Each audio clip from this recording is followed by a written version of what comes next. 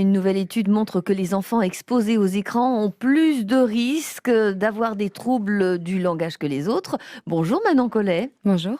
vous êtes chercheuse et médecin généraliste sur la région rennaise et c'est vous qui avez mené cette étude. Bonjour Manon Collet. Pourquoi déjà cette thèse sur le lien entre l'exposition aux écrans chez les enfants et l'apparition de troubles du langage?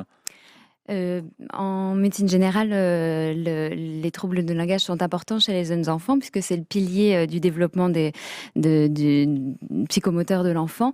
Donc voilà, ça nous a intéressés de voir un petit peu comment, les écrans qui, envahissent un petit peu notre quotidien, enfin voir s'il y avait vraiment un lien avec notamment, les troubles du développement tels les troubles du langage. Alors c'est une étude que vous avez menée en Ille-et-Vilaine en 2017 auprès de 276 enfants de 3 ans et demi à 6 ans et demi.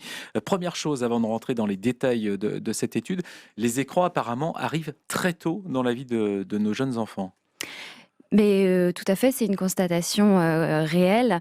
De plus en plus tôt en effet, même, on peut dire dès la maternité, hein. Il y a quand même des télévisions dans certaines salles de chambre de maman. Après c'est pas voilà, les enfants sont pas forcément tous exposés heureusement dès la maternité, mais en tout cas, on voit malheureusement, une exposition, chez les enfants de plus en plus jeunes. Alors de plus en plus jeunes, ils passent aussi beaucoup de temps devant les écrans. J'ai vu 55 minutes en moyenne par jour pour les plus jeunes.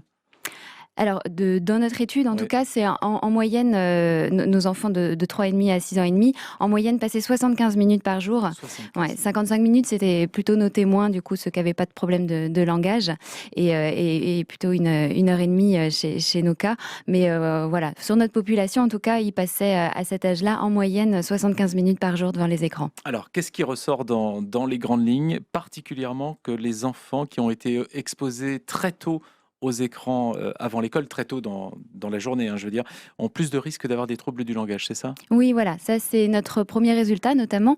L'étude a montré qu'un enfant qui serait exposé aux écrans le matin avant l'école aurait un risque multiplié par 3 de développer des troubles primaires du langage.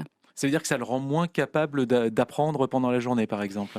Alors, les explications que nous apportons ne sont que notre interprétation basée sur la littérature, mais en effet, nous pensons que l'exposition, enfin, l'enfant exposé aux écrans dès le matin va aller fatiguer son attention. Il se retrouvera alors moins apte aux acquisitions et aux apprentissages pour le reste de la journée. Et donc, ça aurait tendance à l'épuiser un tout petit peu. Il y a aussi un enseignement qui est très important, c'est que si ces enfants ne discutent pas de ce qu'ils ont vu, ça peut encore plus engendrer de troubles, de risques de problèmes de langage.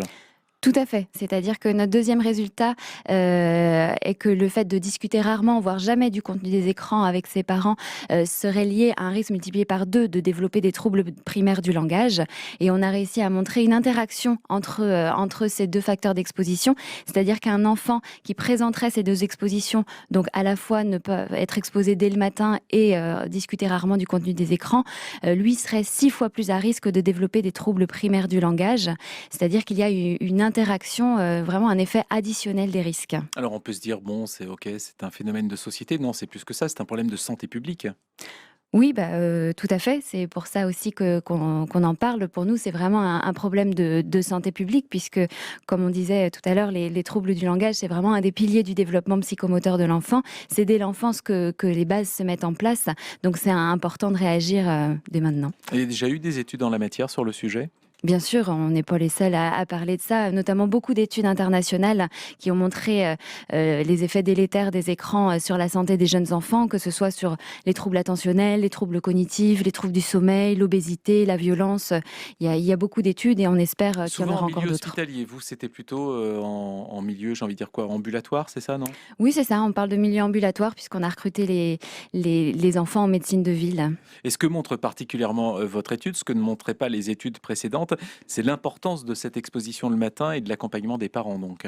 Voilà, c'est ça. Nos résultats forts sont ça, c'est vraiment l'accompagnement à l'écran et le moment d'exposition. Ça ne veut pas dire que les autres facteurs d'exposition ne sont pas importants, hein, ils le sont probablement, mais nous, notre étude a vraiment bien démontré ces 2 liens-là. Donc le conseil du médecin que vous êtes, c'est tout simplement éviter d'exposer trop tôt les enfants le matin aux écrans, alors. Tout à fait. Et quand on dit les écrans, ce n'est pas que la télévision, j'imagine.